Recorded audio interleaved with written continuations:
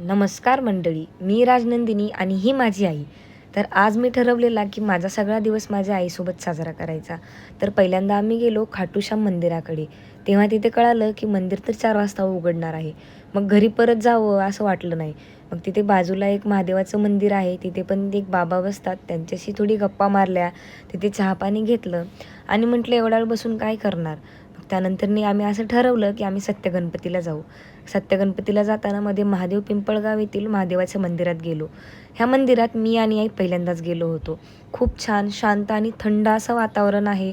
तिथे जाऊन पण खूप छान वाटलं. स्वच्छ आणि थंड वातावरणात महादेवाचं दर्शन घेतलं, आईचा फोटो घेतला.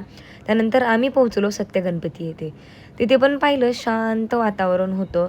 कारण जास्त गर्दी नव्हती. आम्ही ऑफ डेला गेलो होतो, म्हणजे एवढी गर्दी नव्हती. तर हे आहेत सत्यगणपती येथील गणपती बाप्पा. त्यानंतर मी गणपती बाप्पाच्या बॅक साईडला पण गेलो, तिथला पण गाभारा बघितला. खूप छान, खूप शांत, थंड थोडा वेळ बसलो. परत आम्ही गेलो खाटूश्याम मंदिराकडे. 4 वाजले होते आणि मंदिर उघडत होते. हे आहेत खाटूश्याम बाबा. मी पहिल्यांदा यांचं दर्शन घेतलं. घरी येताना मी डोसा खाल्ला, आईचा बाजार केला कारण तिला बाजार करायचं होतं. तर असा होता आमच्या दोघींचा आजचा दिवस. तुम्हाला आमचा दिवस कसा वाटला? कमेंटमध्ये मला नक्कीच कळवा. Thank you for watching.